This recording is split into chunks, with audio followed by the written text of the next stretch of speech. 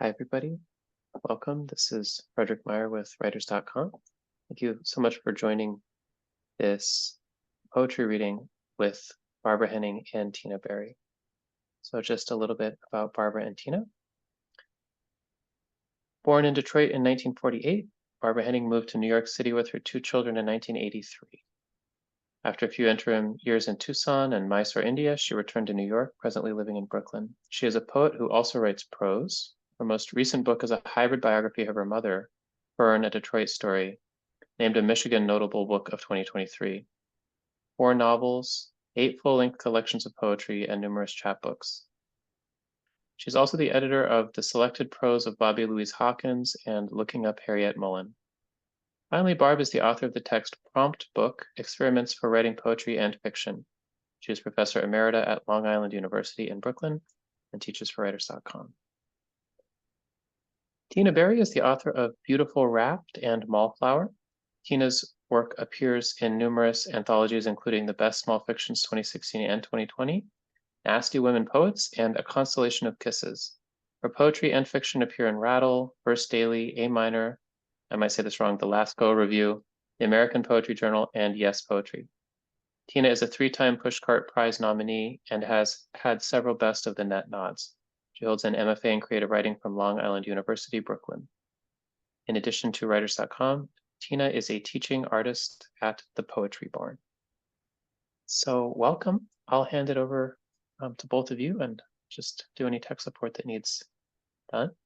And thank you so much for joining us. Thank you. So I think I'm supposed to go first, so here we go. Thanks everybody for being here. It's a pleasure to see you, and I appreciate that. And thanks, Fred, for hosting this. So I have a new book. It's just out, came out in August. It's called I Tell Henrietta. Here it is. I hope you don't, this is it. It's a collaborative piece with a friend of mine, Kristen Flynn, who's a fabulous artist, and she created work inspired by the writing. So there's 9 of her fabulous pieces in the book, and I'll show a few of them as I'm reading. The book started in 2022 after a family member had a terrible health crisis. And it took me a while to start writing after that. But once I got into it, the stories just started to flow. And I found myself thinking about a character and telling these stories, they're stories, poems, hybrids, also a little unclassifiable.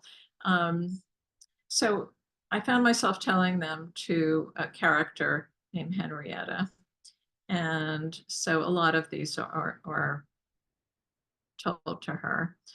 Some of the themes in the book are love, obsession, aging, mothers, mothering, and watching a mother age, and the kind of role reversals that happen when that happens, and swans, and that the image of swans kept appearing over and over again, and came up in all sorts of iterations, including a date who showed up wearing a swan costume.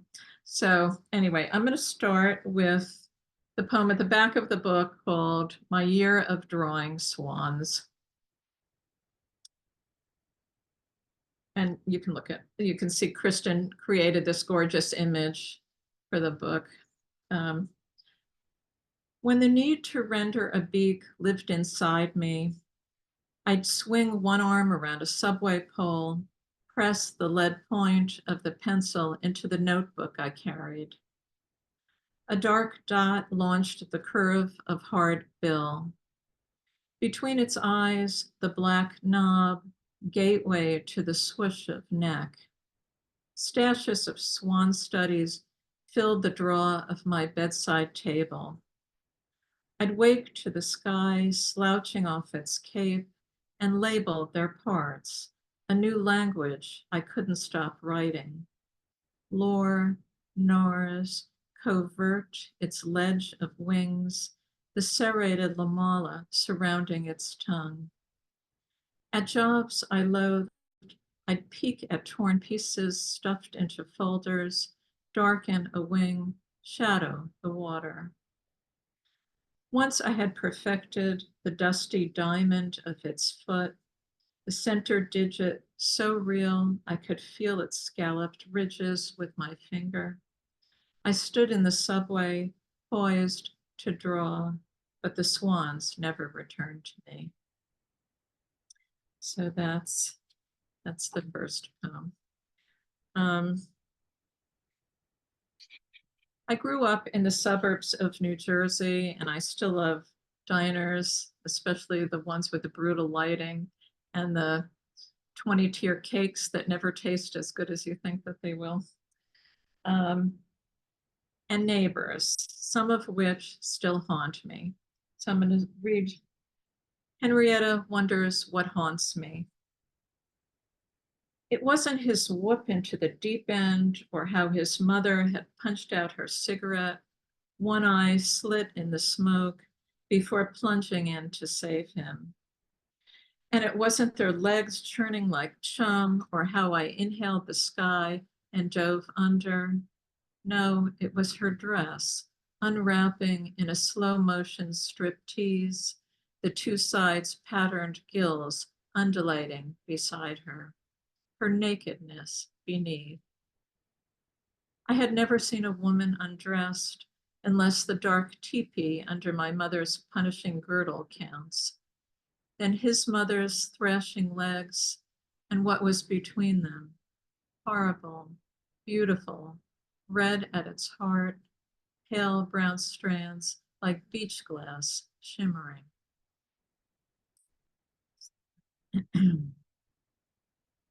Once a year in the small town we lived in, a carnival came and set up in the parking lot of a strip mall. It all seemed very exotic back then. This is Oh, the Carnies. I tell Henrietta how the flaps of carnival trucks waved like dirty elephants' ears. In a day, the parking lot of our small strip mall reeked of all things sweet, and the twin tracks of the roller coaster carved arches in the sky. Carnies lounged in the sun, smoked in dormant teacups of a ride, snored in its saucers. One's teeth glinted gold. At night they strutted, tough toms, shirts open to cords of chest hair, twisting north of their waistbands, cords I wanted to paddle a boat down.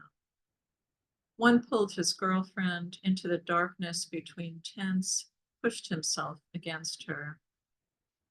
The night jittered with dunk tank shrieks and mallets whacking moles, but I swear I could hear her sigh. And more neighbors. This is called I Mentioned the Deer, and I'll show you it's a disturbing drawing, but it suits the poem. This is Kristen's drawing. Can you see that? Is that clear? Yeah.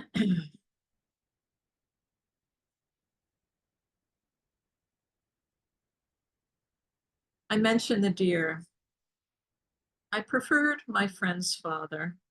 Mine sat silent in cigar smoke, suave in a cheap suit. Hers, a suburban cowboy, weather-worn in plaid flannel, loud with love. Oh, girl, he'd say when I visited, patting my cheek, you're so darn cute. On warm evenings, he'd walk with my friend, head bent to listen, one hand holding their mutt's leash, the other around hers. Around 6 p.m. each night, I'd listen to his truck, then part the bedroom curtains to watch its slow descent. The truck made happy music, a jangle of rusted lawnmowers and car parts, watering cans, and bits of bicycles. My affection for him changed one night, though, when instead of odds and ends, a huge buck, eyes paralyzed in surprise, antlers shocked with blood, filled the trunk's bed. I didn't want to believe that he had killed the animal or walked to the swing set and unhooked the swings, or joined by 3 neighborhood men who patted him on the back, hung the deer from its hooves like a desecrated god.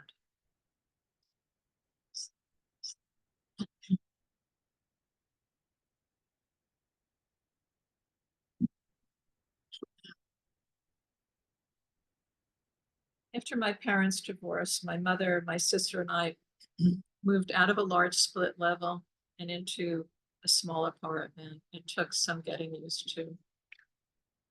This is the other place. Henrietta means the apartment where we lived after my parents' divorce. I've described it, one of many brick boxes of 4 units, ours, second floor left. The room smelled thickly of cigarettes and cabbage, and we turned sideways to pass each other in the hall. Outside, though, old elms and maples made deep swags of shadow, and pine trees scrubbed the air. All night, gangs of feral cats stalked the grounds.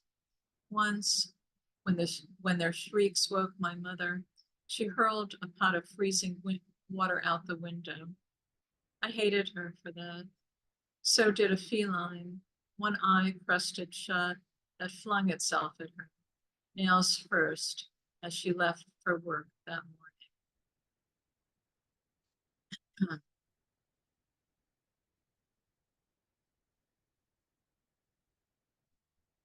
Now for a leap into adulthood. This is I Tell Henrietta about Rusty, who wanted to tattoo his name above my navel, like all his other girlfriends. Rusty. Life had already drawn on my skin the silver thread of a cesarean scar hiked up in one corner. He called it my second smile, and a more dramatic mark crisscrossed below a hip bone, as if the doctor had sewn with rope instead of thread. But rusty. Fenders rusted after too many snowfalls, cast iron skillets, the kind I fried old Rusty's eggs in, rusted. When he ran his hand over my belly and said, "Come on, babe, do it for me," I thought, hell no. The guy wouldn't stick around long enough for the ink to dry.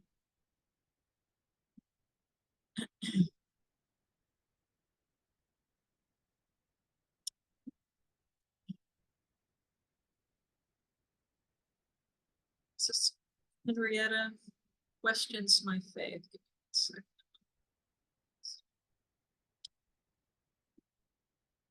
This is my favorite drawing in the book. I just think it's gorgeous. Is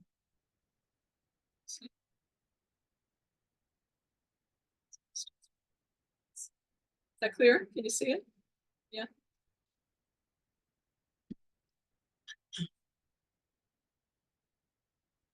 Henrietta questions my faith.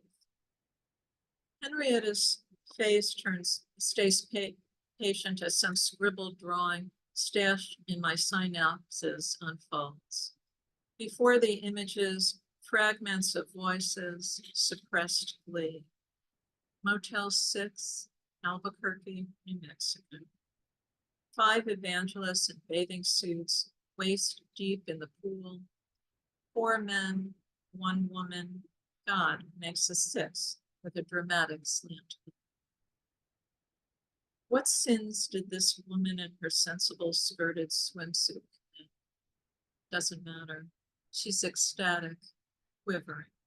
The pastor's hand rests on her head, another on her shoulder.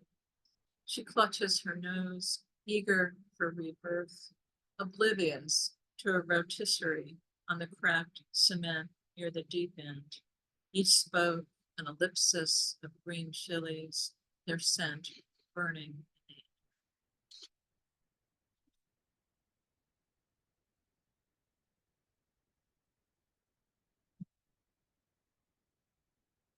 Says, while my mother dreams of Judge Judy. While my mother dreams of Judge Judy, I dream too. In this dream, Judy's rage ruffles the quiet cutouts of her comb. Madam, she shouts, as the teen mother whose boyfriend's pit bull bites. First it was the boyfriend and his infected tattoo, and his 5 kids, and the biting dog. My mother's telling Judy about her girlhood mud shadow, a dark cannonball rolling across the dim light of memory. I see her patent leather shoes, round-toed, pumping as she chases shadow over hills and onto someone's picnic feast, one paw deep in the center of a chocolate cake, a fried chicken leg clamped in its jaw. He should have been on a leash, Judy says. Their laughter clocks lilac trees that open and bloom. I'm old now. Mother's my child, just like real life. Our home, many homes before, teeters, a teacup on the saucer of the lawn. Her bed, pale blue in the haze, yawns wide. Buy me a dog, she says, reaching for me in our long ago kitchen. And I am going to conclude with a poem about my husband called Why I Married a Surfer. When my boyfriend and I walked into a bodega, the shop cat, mouse sated and snoozing, snapped its eyes open and followed us. At the end of the aisle, the cat hurled its heft onto a shelf where it stood eye level with my boyfriend. Something passed between them, some primal recognition I couldn't understand. The cat moved closer, so did he, and they touched noses. It wasn't the first time that kind of thing had happened. Once, as my love sat reading a book on the cement slab known as my backyard, a glittering of hummingbirds rose from behind the chain link fence, circled the sky. I was already smitten with the sun-streaked emperor, the puka shell necklace nestled in the dip of his tanned neck, his burritos carnitas. The only creature that had ever visited the backyard was an old crow that looked like the ragged remains of someone's Halloween costume. So the hummingbirds were a sign we couldn't ignore. That's it. Thank you. Thank you.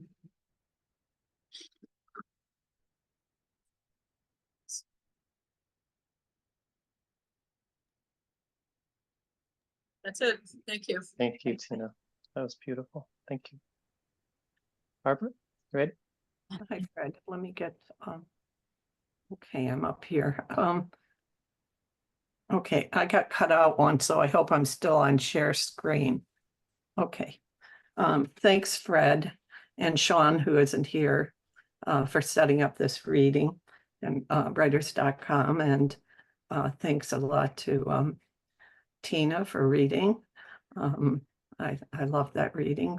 I'm going to read from a book that's supposed to be published in the beginning of January called Girlfriend. And it's going to be published by Hanging Loose Press. And they're about relationships with girlfriends when I was a child, friends as an adult, women friends as an adult, and mentors and authors and characters who were really important to me from books.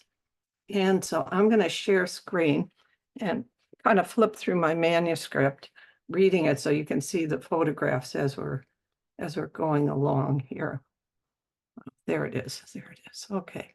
Can everybody see that? I think so. Okay. Yeah.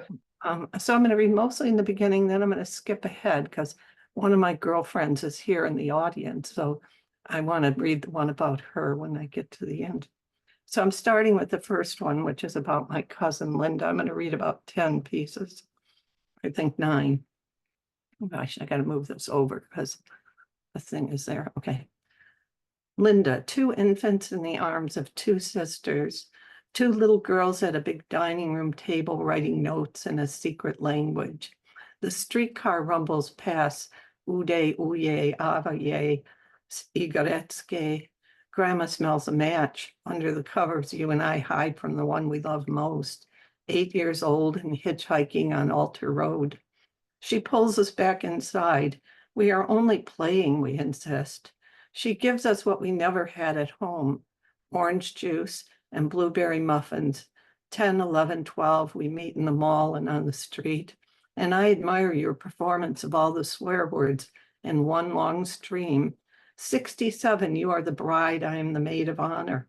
Hair in a bouffant, hair in a French twist, lace and violets, your garter, my garter, your marriage, my rebel, your drunk sailor, my sashaying pool shark, your little girl, my little girl, the suburbs, the city, office work, teacher work, many miles between us. But today you stretch out on my daybed, knitting little secret patterns, so adept with those needles, the scarf flowing over the edge of the bed and onto the floor.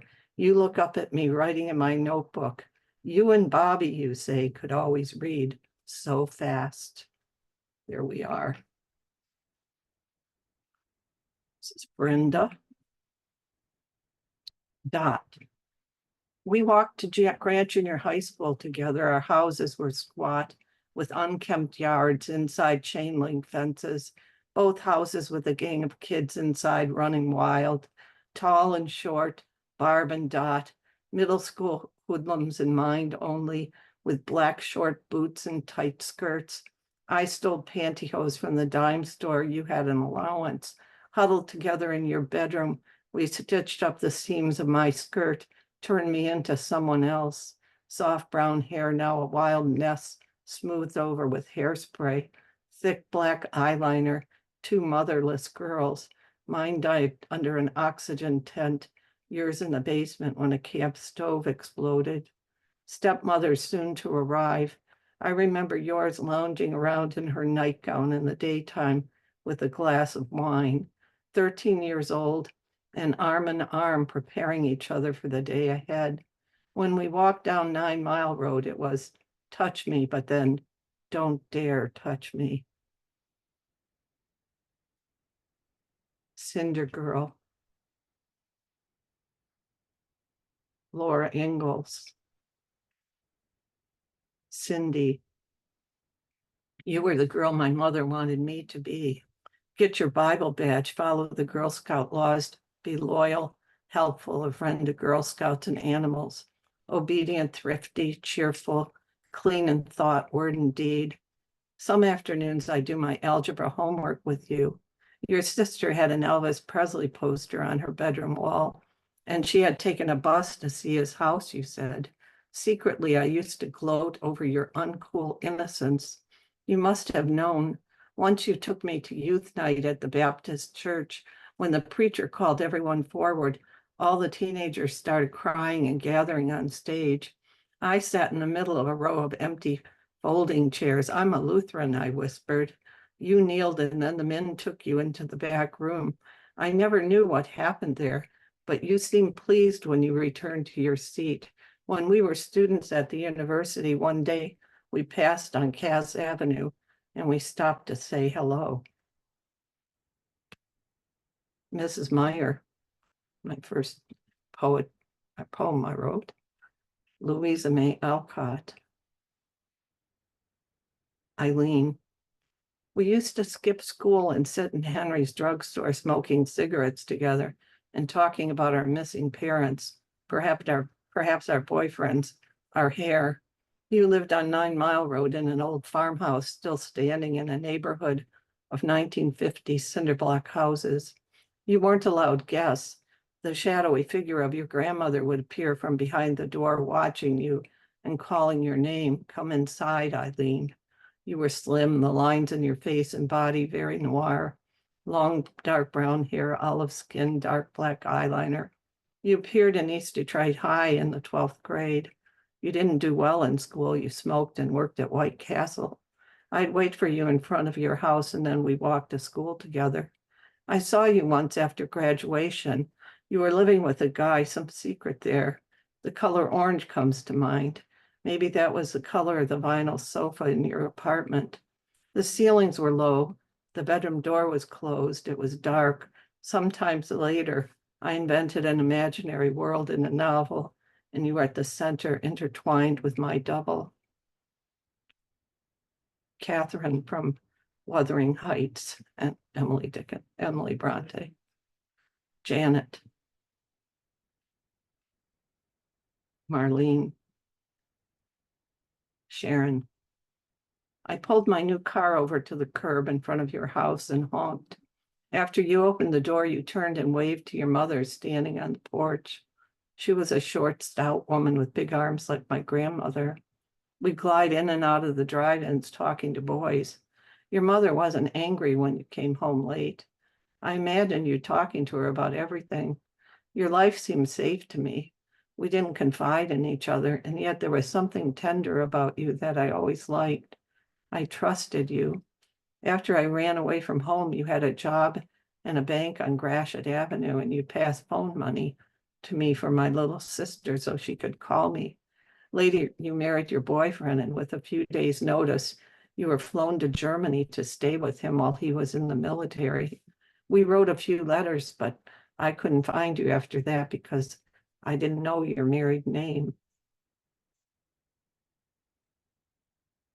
Kathy, you used a big, thick needle and a chunk of ice to pierce my ears.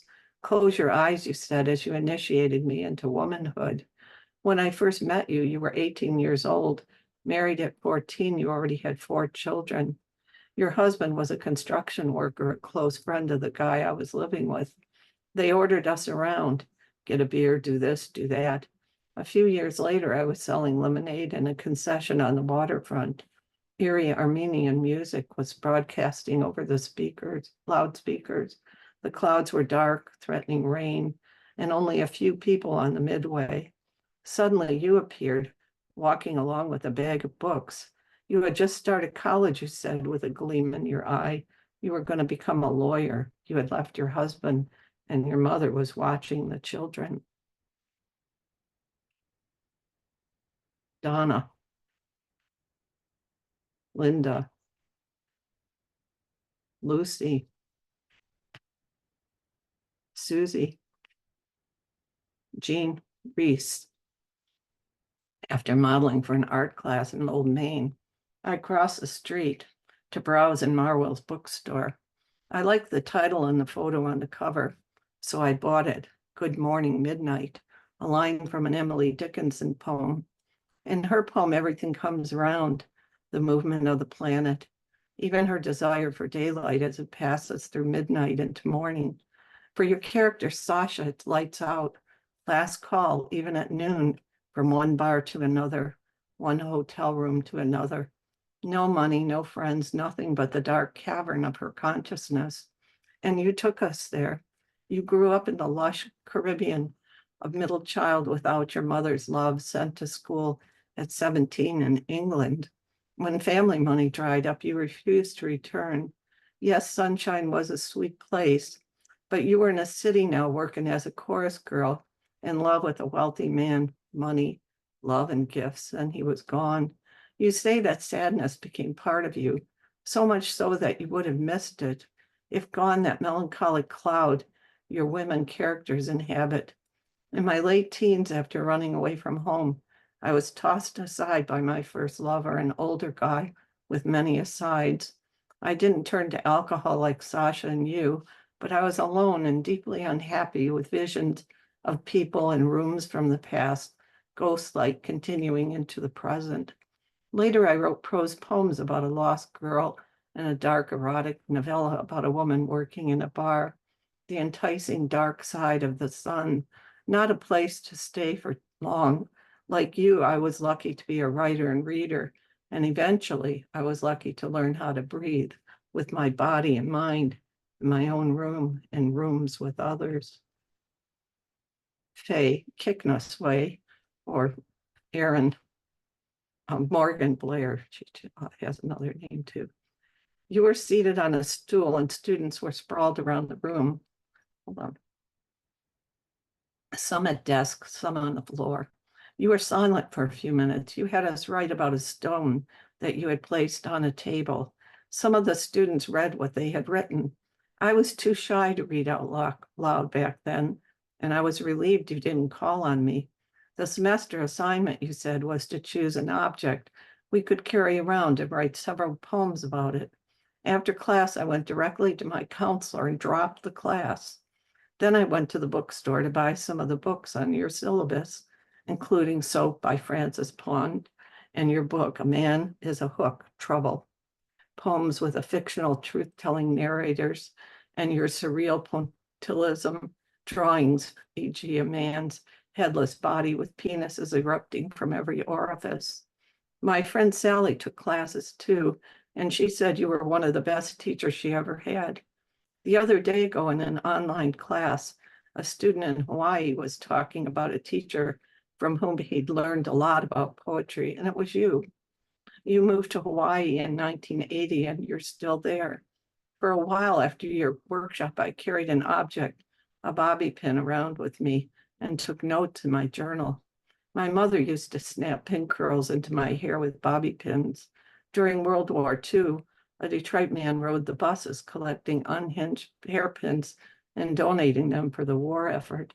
A little thing can become a big thing, even if we aren't aware of it. Halima, Harriet, Sally, Anne, Bernadette, Nancy, Virginia. You explain in a piece written for the Memoir Club that as you tried to release your obsession with your mother, your novel To the Lighthouse came to you in a rush. I felt an affinity with you. We both had lost our mothers in childhood, and both from rheumatic fever. For a graduate school party, I once scoured the resales to dress up like you. Your novel was one of the most beautiful and lyrical I'd ever read.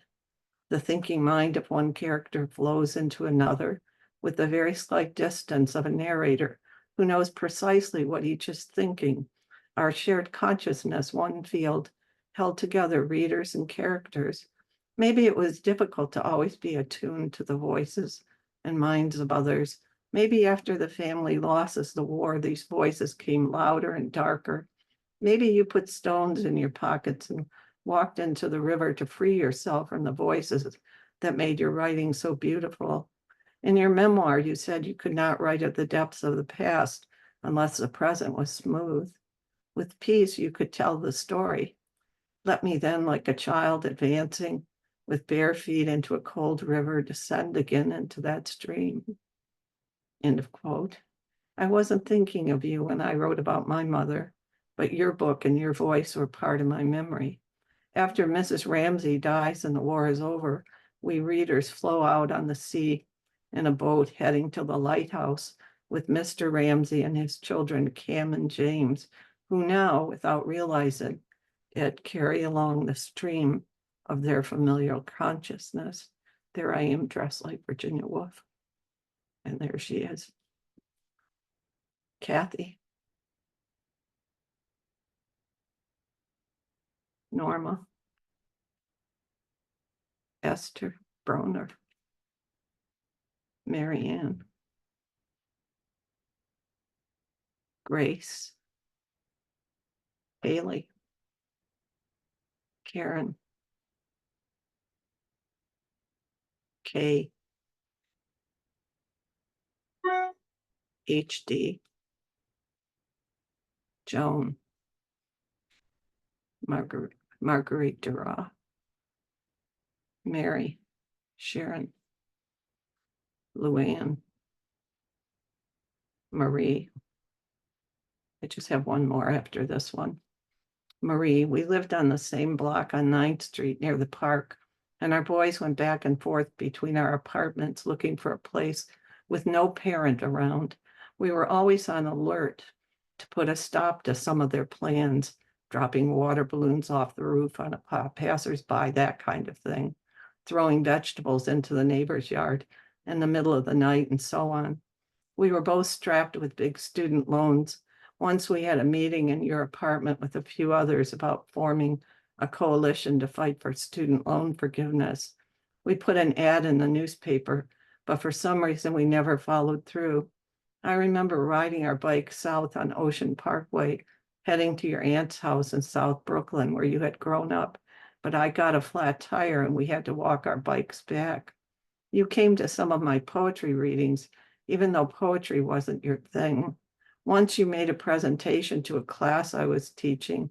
We were reading Foucault's Discipline and Punish, and you talked about the prisons in New York, how crowded and hopeless a situation was for the inmates. We celebrated the children's birthdays together. The one I remember most is Lene's 16th. She didn't want a party, but I made a cake for her. You and Armando came over. Alan and Mook were there too, but Lene refused to come out of her room. We stood at her closed bedroom door, holding the cake and singing to her. It was hilarious.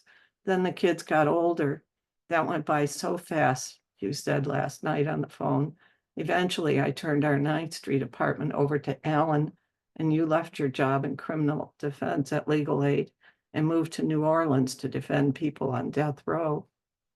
I'm gonna just skip up here too, very fast too.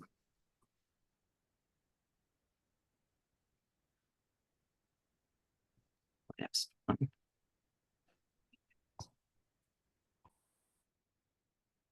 Prima, Esther, Heinemann, Harriet Mullen. Harriet is here with us today. Okay, now let's see if I can move this over. Why not? I don't know. Let me see if I can get that out of the way. Okay. Harriet, Lorenzo Thomas and I stopped by the New York Poets Cafe. You were there with your sister, Kirsten. You should ask Harriet for work for Long News, he said. Her book, Trimmings, is wonderful. I love the dance of fragments, the playfulness, the celebration of femininity, experimental, language luscious, and politically charged. For some reason, you and I hit it off immediately. We almost bought an old adobe house together in Las Vegas, New Mexico, but the town was so small. Could I find work there? My children and friends were in New York. Would I like it? Would it need a lot of repairs? A second home for you, but my primary space. I can never go back home to NYC if I owned a house out west, and I'd always like moving around. Eventually, I chickened out.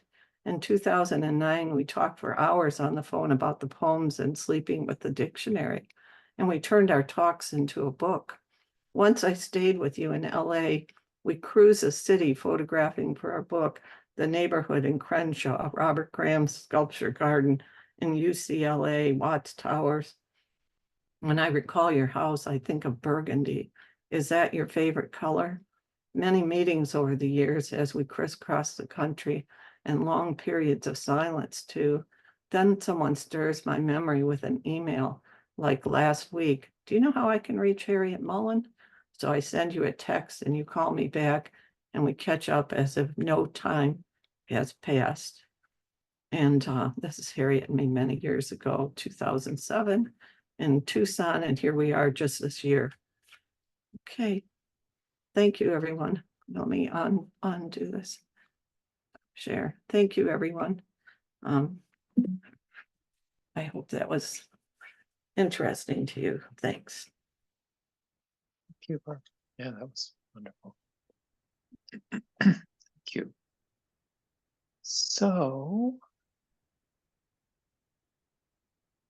we have till the hour for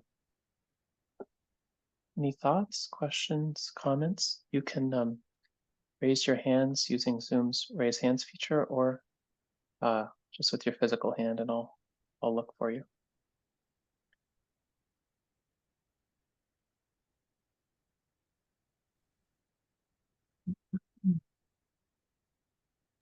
You can Let's- also, if you have a question or comment, you can put it in the chat and I can read it out for everybody as well. Also an option. Yeah, any questions you have about how we wrote our books, or what we're doing with them, or what comes next? Is that Michael Grove there? He must have a question. Mike, Hi, Mike. Mike. would you like to unmute? No one has a question? I sometimes come with possible questions that I can pose. I guess I came in a little late, but I have a question that may have already been answered.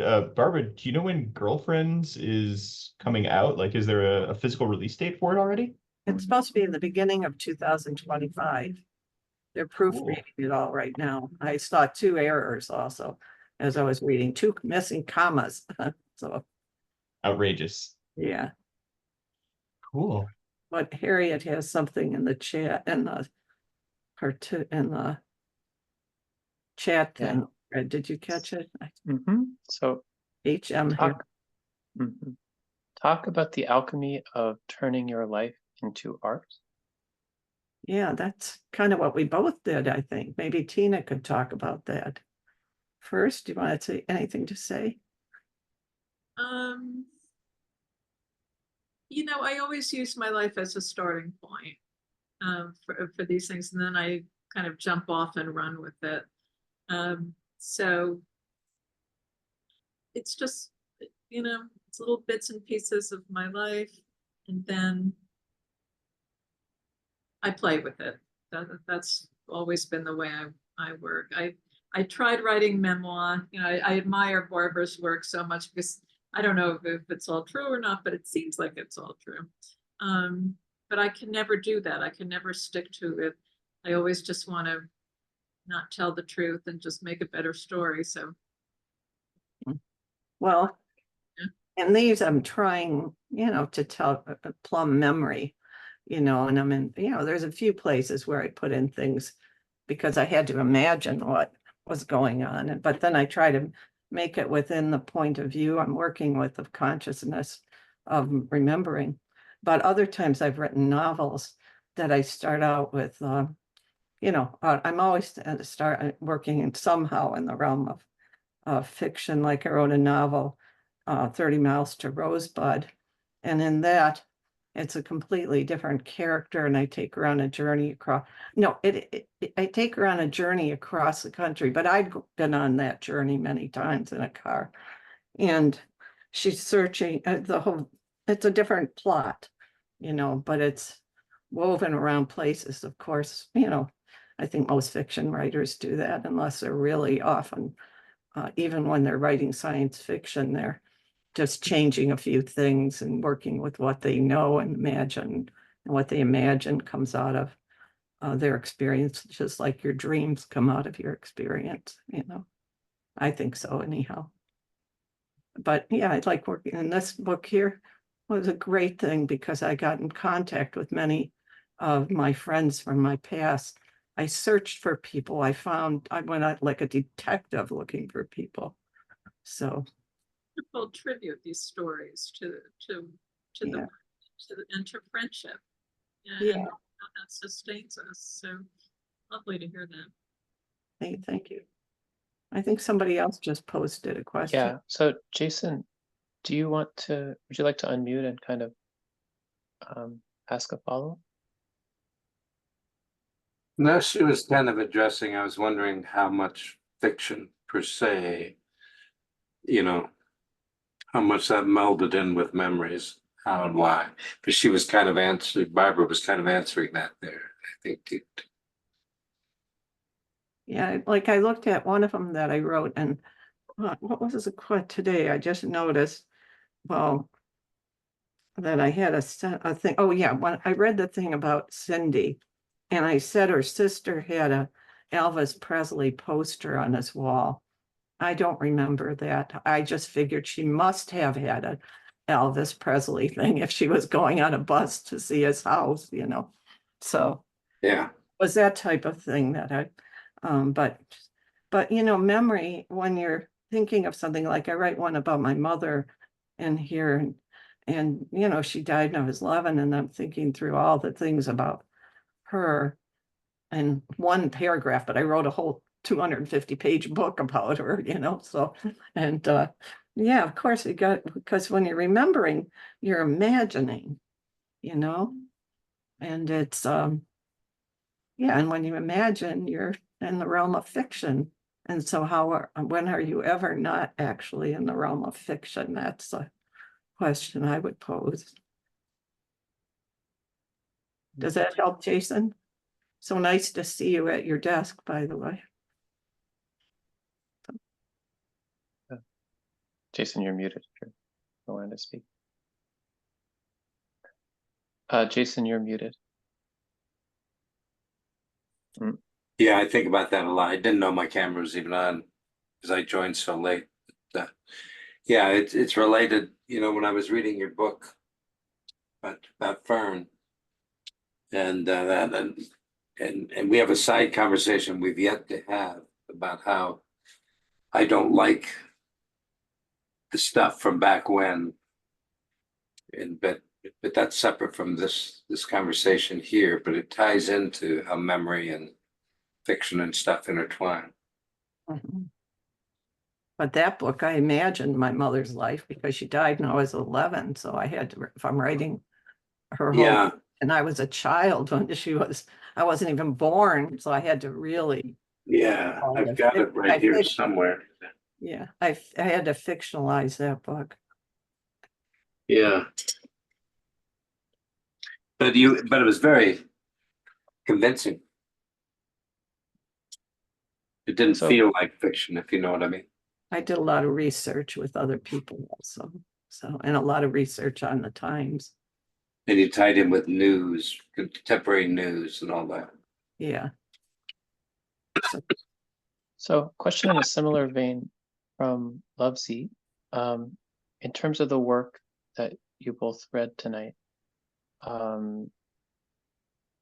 would you say is poetry a fiction or a nonfiction or a fusion of both and more? I mean, Barb, I think you kind of said a little bit in that, but love to hear your thoughts on that question. Me or? Yeah, maybe Tina, both of you, but Tina. When I sent the manuscript out for blurbs, I had Nathan Leslie, who is the editor of the Best Small Fiction, and he sent me a note saying, "What do you call these?" And I'm not really sure. And I said, I'm not sure myself. They're prose poems, they're fiction, some of them lean towards flash. Some of them are more memoirs. So they just are what they are. I try not to get too worried about what to call them, because then I write towards a certain something and it gets very stifling. So. But your question, Fred, where did Fred go? Oh, there you are. You moved on the screen. Somebody left and you rearranged. About poetry in general. Well, I think it can be any of those. It can be autobiography. It can be nonfiction. It can be anything, fiction, imaginary, every genre of poetry can be. The question is it a poem or is it prose? Is more the question I tend to lean toward. But then you can break down prose, you can break down genres, they can be hybrids, everything, right? Everything is possible in that sense. When you're a writer, and lots of these people here are studying, and I'm studying for my whole life. You try to make sense and categorize things and everything, but you're an inventor, so you can break all the rules. You don't want to let the description become the rule. That's the problem. That's the goal. The analysis of language and literary genre. They use genre to analyze it, but when you're writing, you want to be creative and not restricted by those things. whenever I post a lesson, I always say, just, I'll give the prompt, but just let it take you where you want it, where it wants to go. And I really believe in that, not to worry too much about what it is, and just write towards whatever creative impulse you have. Thank you. From me, just a bit of a reflection on I suppose, like the length of the pieces that you read. Obviously we couldn't see, Tina's screen or the manuscript. So in my mind, I was actually visualizing verse with line breaks, and the pieces felt, it felt like first of all, each one of them felt kind of to me like the perfect length. Like it was a length where it was like exactly satisfying. I just kind of kept having that experience. And it was sort of like, it would kind of, it's like a moment would kind of come into focus, and that would be the poem. That's the way it felt to me. Almost sort of like photographic, like a photograph taken, and then that would be the poem. And with Barbara's pieces, it felt more like kind of it felt very much, I mean, it was very much more longitudinal through time. And it sort of felt like almost like watching a video, or like watching like a little slide, like those old sort of rotating slideshows of life with someone. And I think in both cases, it's like the length was very, very satisfying, and they just achieved really, really different effects. And it's like the length was pretty consistent. It wasn't like some of these were, like a sort of haiku feeling thing or whatever. It was like each time it would sort of generate the same effect, and that would be it. And I just found that really interesting. And I'm curious if that brings up anything for you in terms of your experience of writing the poems, or anything like that. I like that metaphor that I mean, I liked how you described what you thought I was doing, and how you described what Tina was doing. One being a more moment, but she actually was telling little stories. That's what I heard, but I didn't see them, and I'm not great when I just hear, especially now as I'm getting older. But and they struck me as little stories, and I visualize them more in prose and paragraphs. And I know she's a really excellent storyteller. So, because I worked on her thesis with her years ago, so I really knew that. I was really always impressed by her writing from the very beginning. I mean, she was already a writer before she got her MFA, but yeah. And so I don't know, maybe that's why I see hers in paragraphs, because I remember reading paragraphs for her thesis. Mostly, I guess, unless I have a bad memory.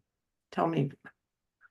Yeah, no, you're right. Most of these are in prose form. I have a few with line breaks. It just seemed to need line breaks. I wanted to be able to play with the end of to make the lines important, as opposed to, just running to the right border. But they are mostly present. I guess they are like, little stories. They don't, they're part of a history, but Fred, you're right that they tend to kind of focus on a moment, some sort of thing I've remembered, small thing, and then that. And Fred, a haiku is a tiny little story. It's a little Absolutely. story. Yeah. And that's why I started most of my classes with haiku, because they're imagistic, they're narrative, they're tight, and they're, in the present tense. They're, they're just beautiful little bridging of the mind and material worlds. And and that's a good way to start in any of my classes. I always like that about your classes, because it forced me to think very, to really think about choosing every word and trying to create some some moment that has some sort of energy to it. So I always thought it was a good way to get the writing going. I still use it sometimes. So thank you for that. I do. I Okay. write my journals in haikus a bit. Not, they often don't end up in anything, but they help me understand my daily life, you know. So So I have a couple more questions in the chat. If anybody else would like to ask anything, just get your, go ahead and type it out or raise your hand. I have a few more minutes here.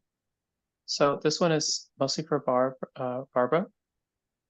It looks like Girlfriends structurally conflates the personal and the literary. I think with some of the people that you profile being people you know and some being people from literature. Is that a conscious play on the way in which parasocial relationships shape our lives? Or is it more of a collapse of how artistic and social connections combine to create art?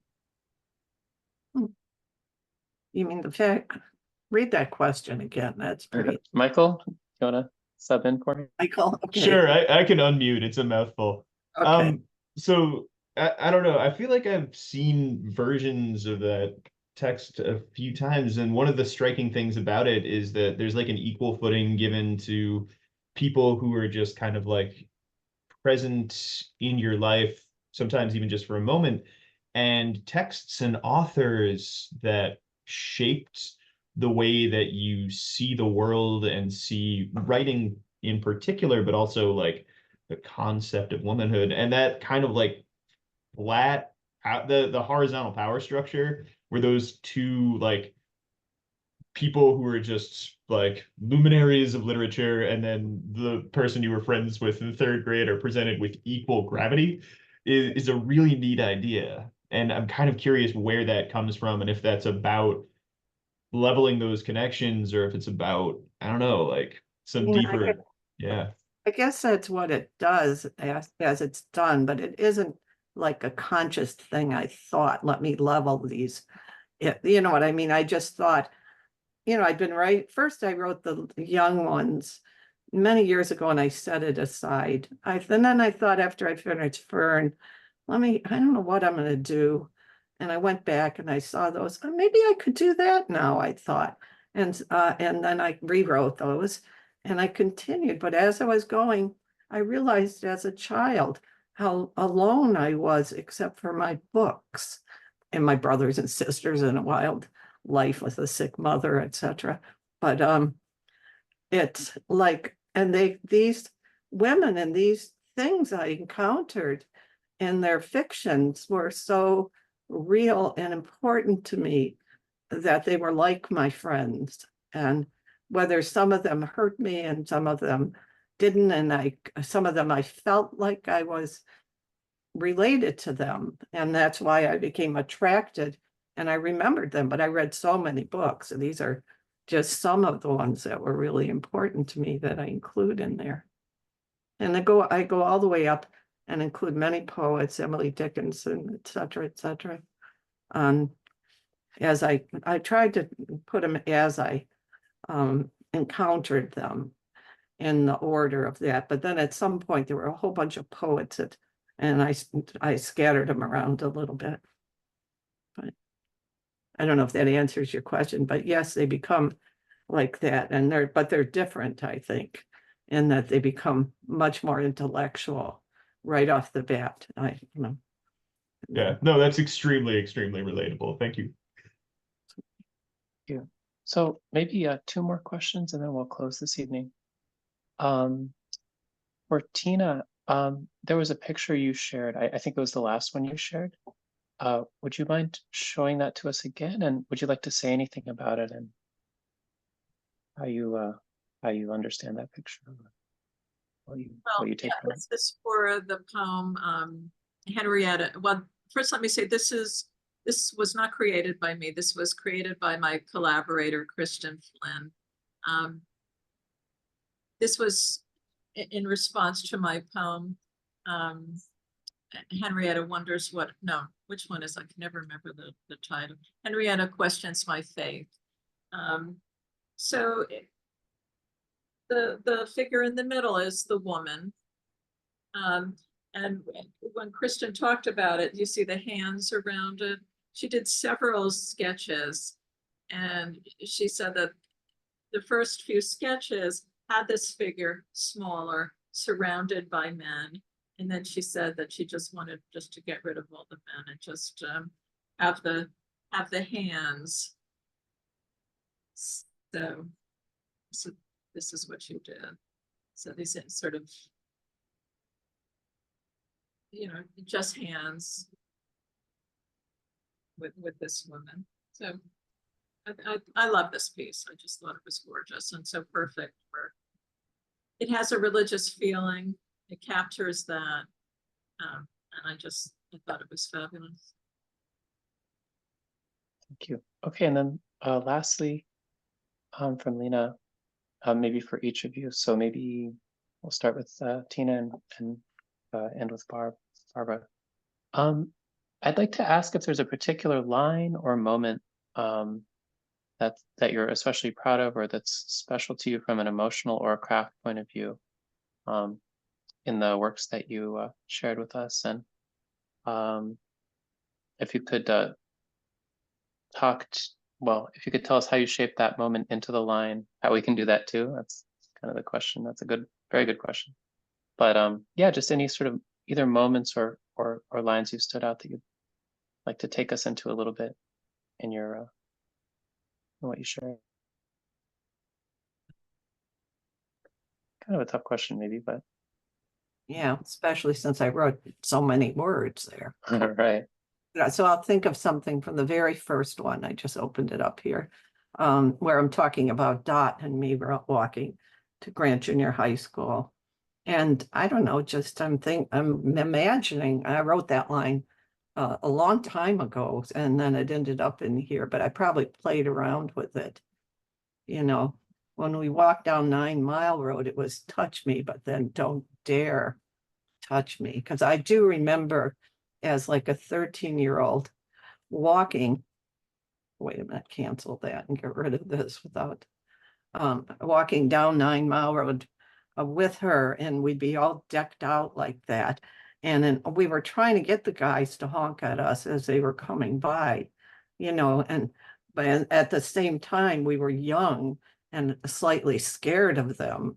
And when I think of all the things we did, wow, it's amazing. All the things I did all the way through my 20s. I mean, it's amazing. I'm 75 years old and still here. So anyhow, but I think of that. I don't know, it just came, the line just came to me as I was writing it. I can't say but I like reading it. So Thank you. I like last lines. Sometimes I like them too much and I have to do away with them. So Always painful to do that. I think that I like the line in my piece, while my mother dreams of Judge Judy, because the line is, I'm old now, mother's my child, just like real life. Because it sums up, right? She's 99 now, and it really kind of tells us the story of where we are. So Thank you. thanks for So inviting us. yeah.